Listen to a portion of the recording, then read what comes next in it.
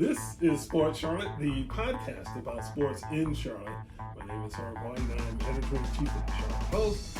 And with me, my man, your man, everybody's man, everybody. Cam Williams, staff writer, Hornets, 49ers, aficionado. This That's is me. good. That's me. Okay, well. No awkward silence, no dead air time. Even though the folks I'm sure they enjoy our video. If you're not watching the podcast, you really need to watch. We will see how many are left by the time this is over. But nonetheless, that little piece of deprecation is over with. We're going to talk immediately about basketball, starting with the Charlotte Hornets, who, as of today, Thursday, January 23rd, 2025, are coming off a fairly decent little beatdown that broke their 3-game win streak, and we move on. Well, I don't think it's anyone's surprise that, Memphis is playing good basketball. The Hornets showed a bit of grit, a bit of fight. Yes, they still lost by 12, but the way this game was going early, I thought it could have been a lot worse. Mark Williams showed out again, 38 points for the big man. So, I don't know if you can say there were a lot of great takeaways from this game, other than the fact that they just didn't hang their heads and absolutely get slaughtered. But now they're at home for a nice little stretch of games here. Longest of the season. And quite frankly, a lot of pretty talented teams in here. Denver, Los Angeles, the Lakers, that is. Well, then they play the Clippers too. But everyone knows LA, it's the Lakers. But you also got Denver in there. You got San Antonio and Milwaukee in there as well. So it'll be interesting to see what we've seen from them in their past. They won 4 out of 5 up until last night. So it'll be interesting to see what they make of that and if they can keep this up. Because let's be honest, they won 4 out of 5 against a Dallas team without Luka, against Chicago, who's against Phoenix and Utah. Yeah, yawn city there. So it gets a little tougher. Obviously, Milwaukee's a handful with Giannis. He's a matchup nightmare. There's no one really on the planet that matches up well with him. And then San Antonio, Victor Wembanyama. Yeah, but I will give the Hornets credit. All you can do is play what's in front of you. And when you have one of the worst records in the NBA, and you manage to put together a 3-game win streak, 4 out of 5 before running into a buzzsaw in Memphis, you got to give them credit. All you can play is what's there on the court with you. So I give them credit for that. I would look forward to this homestand, 9 games, as a measuring stick of their maturity and cohesion. If people are healthy and they manage to get through this, we will get a better sense of what is ahead for this group. And of course, this also coincides with the NBA trade deadline. So there may be a surprise exit or entry along the way. Who knows? But what would you want to see out of this homestand? Let's see, 1, 2, 3, 4, 5, 6, 7, 8, 9, 10. So I want to see him go 500 or better. That is a tall task. I'm looking. So 2 winnable games upcoming with Portland and New Orleans. I think those are very winnable. I also think Brooklyn's winnable. But LA Clippers have been playing much better since Kawhi's kind of returned and inserted himself back into the lineup. The Lakers, obviously, that's gonna be tough because it's gonna be at least half the crowd will be Lakers fans. That's what I'm saying. It's gonna be a de facto home game for LA, even in Charlotte. Washington should be a win, but then Milwaukee, San Antonio, and then Denver too. All those teams they have matchup nightmares. Whether it be Giannis, whether it be Wembanyama. And, I'm not saying Mark Williams isn't a good defender, but we're talking about guys that can all get their own shot whenever, whether it be Jokic, Wembanyama, or Giannis. And I know that some people will be like, well, he won't necessarily be matched up on Giannis. Okay, well, then you got Miles Bridges matched up on Giannis, which is even worse. Well, I mean, when it comes to length. Yeah. And don't forget Dame Lillard. Okay, I mean, that's like saying, don't forget Miles Bridges when you're talking about the Hornets. Everybody talks about LaMelo Ball. Everybody's going to talk about Giannis when it comes to Milwaukee. Yeah, but no disrespect to Miles, but Lillard is like an all-star, all-NBA kind of player. You know, that dude. So I'm not saying he's not good, but we're talking about otherworldly versus all-star. And that's fine. So that's at least 2 all-stars in Milwaukee, and Charlotte has LaMelo. Yeah. Yeah. So, but still, so out of 9 games, you would win 5. Win 5. And I mean, I'll agree with that. It's a great start if you can win these first 2 against Portland and New Orleans, and then Brooklyn, and then Washington. So I think 4. those are the 4 you have to win, and then you got to get one of the LA teams, Denver, Milwaukee, or San Antonio. And the other side of that is how many of these the tougher matchups, how many of them are coming here on back-to-backs?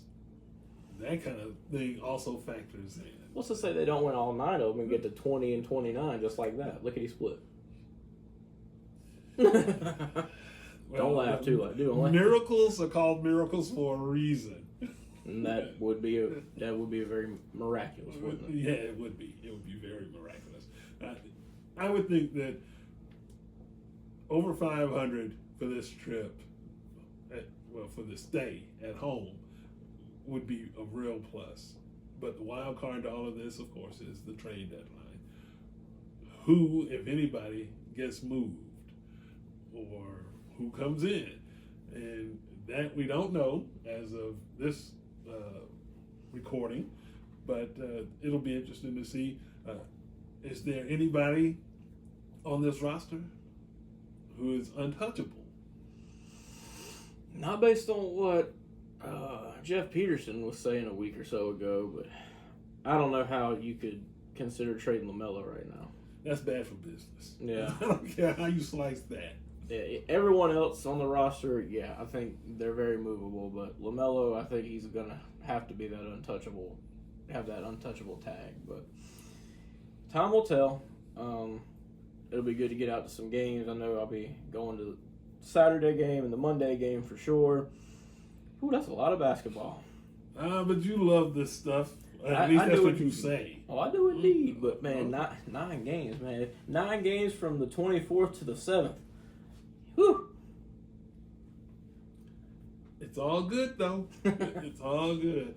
But I would also think that you want to be strategic in terms of building your roster. And so how much of this with the Hornets is going to be, we're looking towards the future. Does that include jettisoning folks?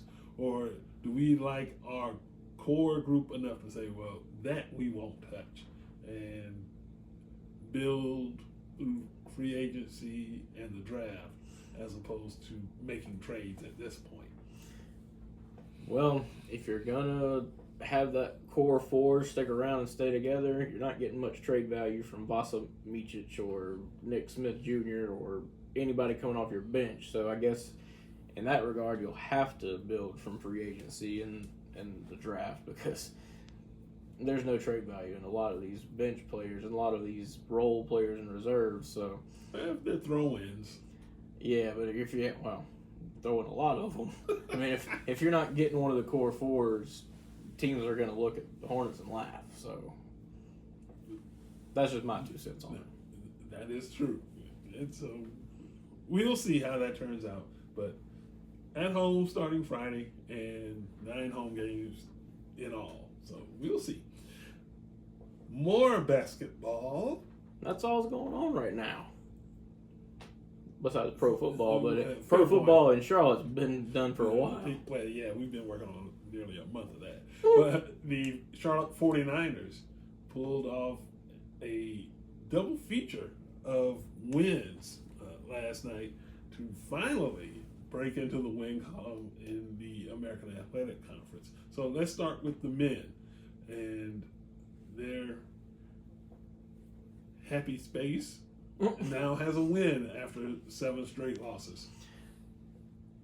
This game was it was big. Just I don't want to say save the season, but you could look at it like that because this team just close game after close game, minus Memphis.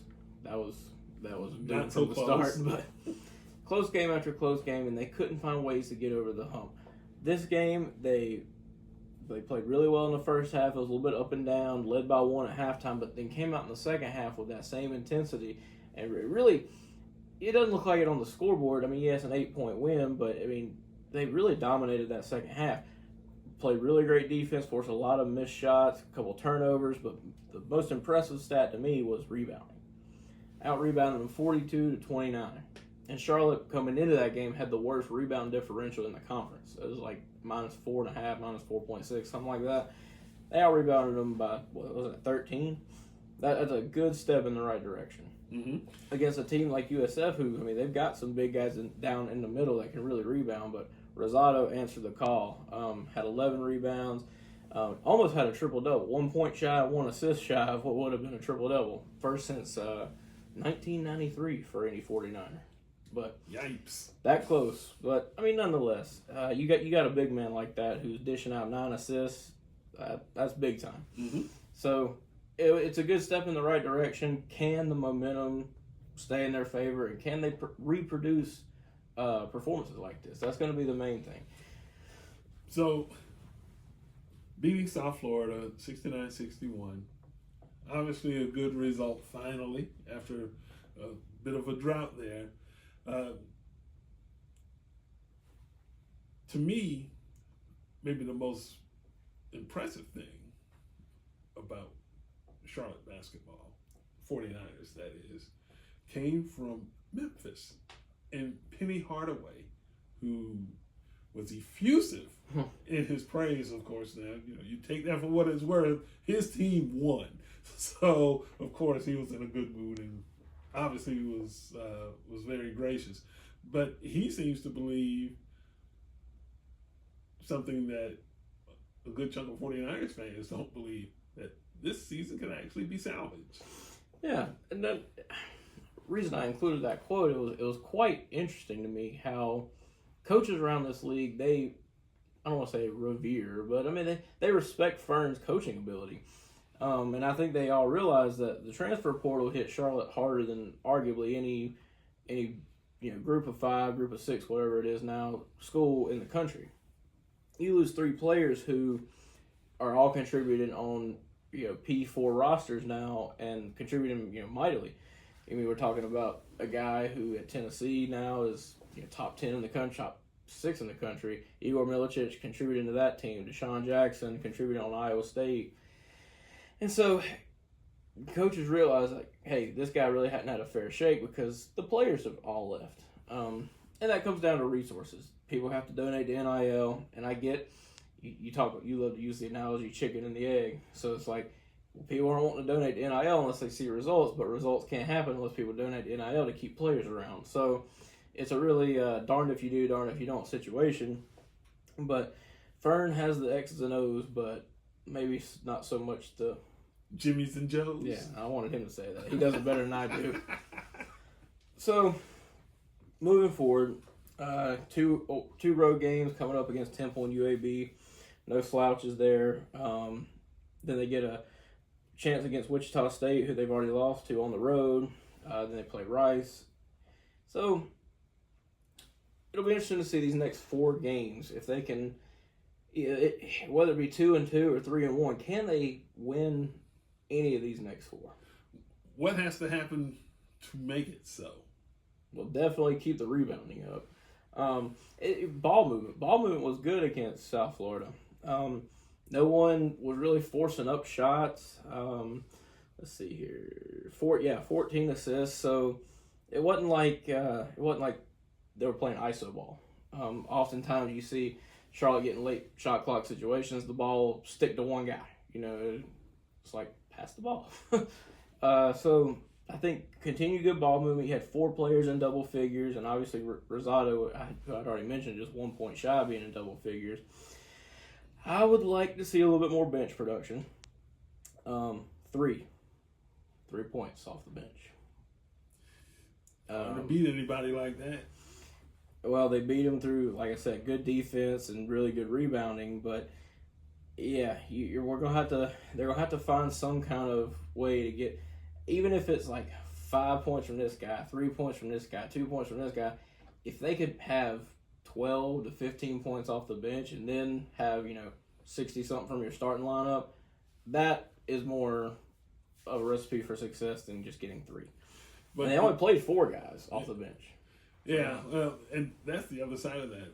If you're not getting that kind of production off the bench, you either have to play your starters more or just be prepared for a defensive rock fight every night. Yeah. And I'm not so sure that's the right recipe at this point either. Yeah, because USF, they had 24 points off the bench, which can be looked at 2 ways. It's like, well, they did a much better job against their starting 5, which clearly they did, 9, 9, 14, 2, and 3. So the defense was good, but if you come across a team that's a little bit better than USF, which, I mean, USF's 3-3 in conference, 10-9 overall, so it's not like they're world beaters. But there's going to be other teams that have better bench production and a better outing from their starting 5. It's going to be a lot tougher for 69 points to win a basketball game. Mm-hmm. So we'll see where they go from here. But it's the first win in conference. It's what they had. They had to get over that hump first. Now let's see if they can put some wins together. Yeah, in order to get the 2, you need 1. So, that's very true. So there's that. And a similar result for the women last night. Tamika Reed, the head coach, finally got her first AAC win. I'm assuming that is a load off her back. I would definitely say so. This team has been in a lot of, you talk about dogfights and a lot of close games lately as well. I thought so. I saw at halftime they were up by 10, and I'm just like, okay, keep your foot on the gas. Don't have one of them scoring droughts. Then I look back, and it's 4 minutes to go in the third quarter. They've had 3 points all quarter, and FAU's got the lead. I'm like, no, this can't happen again. It's like, and so I don't know what was said, but there was a timeout called, I think, around 3-something, and whatever was said worked.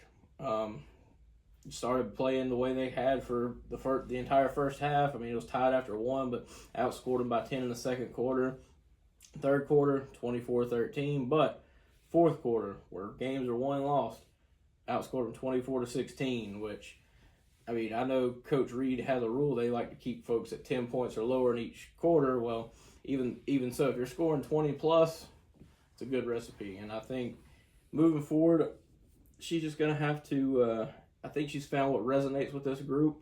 Now it's about consistently putting out these performances. And I know it sounds a little bit of like a broken record. We're saying similar things for both men's and women's, but when you have losing streaks like they both had, finding any piece to latch on to for consistency is what they've been looking for. So, can they find it? Have they found it? We'll see. So, what will Charlotte's women need to be able to do? I asked you the same question on the men's side. So, what will the women have to do? I just think limiting turnovers. Even in a game where they won, they still had 19. Something that Coach Reed has really been trying to get across. Like, we can't be turning the ball over as much. And I get with the tempo that Coach Reed and her system runs. I mean, it lends itself to not only calling more turnovers, but having more. But 19's high. They've been around that 20-plus number now for a while. And it's not a recipe to win, consistently. So we'll see. I've been harping on the turnovers for a while, but rebounding was good. 37 rebounds to 32. But I think the mainstay for Charlotte women's basketball is if they can keep their turnovers low, I think this team can really, truthfully beat anybody in this conference. Mm-hmm. Because we see when they're on the floor, they're playing an up-tempo offense, they're forcing turnovers. But you got to score off those turnovers, and you can't commit them yourself because it's leading to runouts for opponents. Yeah. Well, the 49ers had 4 players hit double figures. Madison Rochelle, 13, Amani Smith, 12, KK Green, 10, and Haley Breland. So they all contributed. Yeah. And I guess you need to have that balance when you're looking for results because one person is not going to be able to lift that load when you're scuffling along trying to find any daylight in a fairly dismal stretch. So there is that, and the 49ers also out-rebounded Florida Atlantic by 5. So. Well, that's one thing I can say across the men's and women's teams at Charlotte. They've got they've got depth. They've got talented depth. And so it's not like one person's going to have to go out there and score 20. They've got 4 and 5 players on each roster that can score 9 to 13 points. But if you've got 5 players that are doing that, that adds up. So use your depth, which I think both teams have really done well as of late. But it's a tough conference. The AAC is the premier group of 5, group of 6 conference, and I think one thing that Tamika Reed's realizing is, it's a tough league, and it's not like you're facing these one-off teams where, as when she was at Jackson State, she cruised in the conference. I mean, she would beat the brakes off a lot of teams in their conference, but when you're playing tough opponents game in and game out, it's a battle test in her group. Mm-hmm. So So we'll see how that works out for the 49ers as well. We're at the point in this podcast where we're going to talk about stuff that we're looking forward to. So, what are you looking forward to either over the next week, let's say, or this weekend? I'm looking forward to the Commanders upsetting the Eagles. As a Dallas fan, this is a lose-lose situation for me because one of my rivals is going to the Super Bowl, and I can't do anything about it. It's been a long time since you could. But I digress. We don't need that. But it's here. And it's not going anywhere. Will be nice. But, no, I mean, in all seriousness, I know the people are viewing it as like the main event, Buffalo KC, which is going to be a good game. That's going to be a great game. I'm looking forward to Washington and Philadelphia more.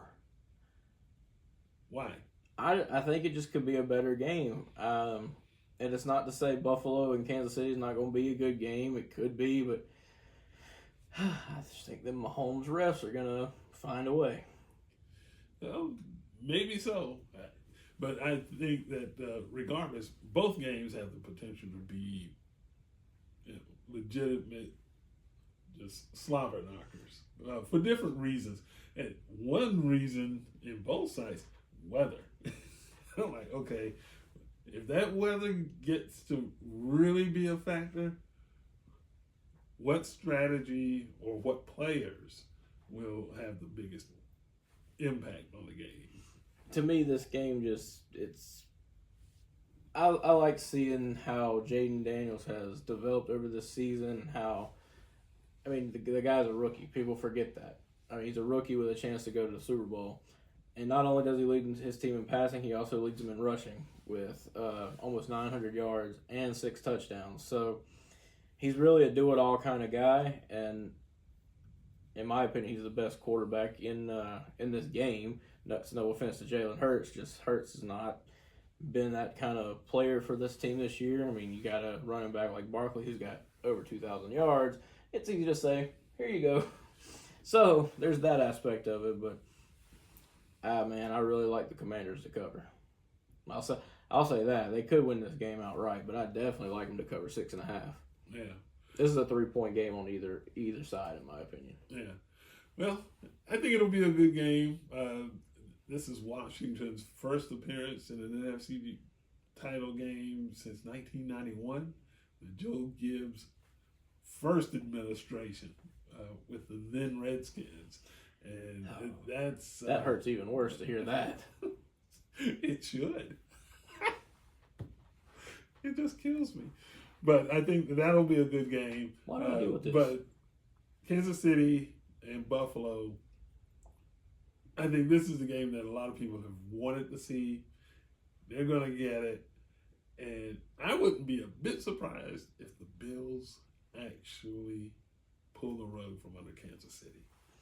According to ESPN Analytics, the Bills are actually favored, although the spread says otherwise.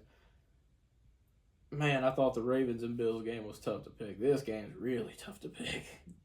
Yeah, well, and you could make the argument winner of that game is going to win the Super Bowl anyway. Nah. I'm just saying. Nah. I'm not. I mean, yes, I saw this thing yesterday where they broke down who would be favored in each Super Bowl matchup, and yes, the Bills were favored both over Washington or Philly, and so was Kansas City. But I don't think it's going to be a pushover type game. Oh no, by no means would it be a pushover. But I'm just thinking that in terms of who's tested, who's hot, who has the better scheme, and riding the hotter hand, I think both. But Kansas City has not necessarily been a juggernaut, but they do have this uncanny ability to figure it out. And I think that if Buffalo wins, they will do it because they will find a way to out Kansas City. All right, well, I want to do this just so we can get this on record because last week he did not do a good job of picking spreads. But that's what you get for asking. Commanders, Eagles, +6 for Washington, -6 Philly, over under 47.5. Who you picking? On the spread and the total.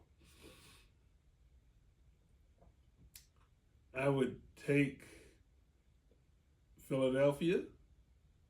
To cover 6, so to win by 7? No. Okay, so you're taking Commanders spread then. I mean, hey, like I said, I don't do gambling. We'll see. I would say, I'm usually the kind that says, okay, well, this team straight up. So okay, I would say. Okay, so he's got Philly on the money line at -280. You gonna bet $280 to win 100? No, I will bet your $280. He would, but not mine. Well, so over under here. Do you think this? I mean, yes, factoring in weather and stuff like that. But do you think this game could go over 47.5? Seeing what Washington did to Detroit, although so we're talking about 27-20 or thereabouts. Under. Okay. I think Philly's defense will see to that. Plus, if you're running the ball successfully, no reason to run it up. Yeah. Well, okay. Then Buffalo and Kansas City. Kansas City 8-0 at home this year. Mm-hmm. They're -2, so they'd have to win by a field goal to cover the spread, or which on the money line. may not happen. Yeah. So on the money line is -130 or +110, and the over-under is the exact same, 47.5. I'd take Buffalo to win. Over-under. Like I said, I don't like that stuff. He leaves it to me. Yeah. But yeah, I'm looking forward to both these games. I think both of them are going to be great games, and I think the Super Bowl can be really good. I don't want to see another Philadelphia Chiefs Super Bowl. We just saw that a few years ago. Washington and Buffalo. Why the heck not? That was in 1991, that year's Super Bowl, Washington beat Buffalo. Yeah. So, I mean, everybody wanted to see Detroit. So 34 years later, a rematch. Everyone wanted to see Detroit and Buffalo, but Detroit saw to it that wouldn't happen. Yeah, they really pooed to bed.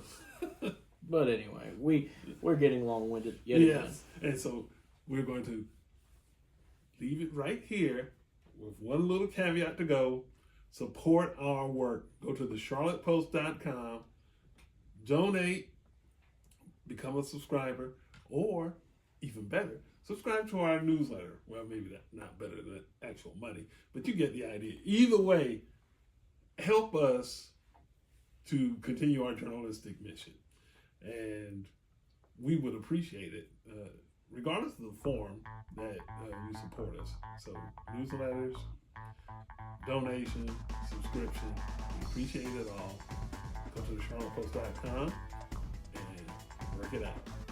So, for everyone here in beautiful Derrida, cold Thursday. I'm Herb. I became Quadruple P. Thanks for listening and watching.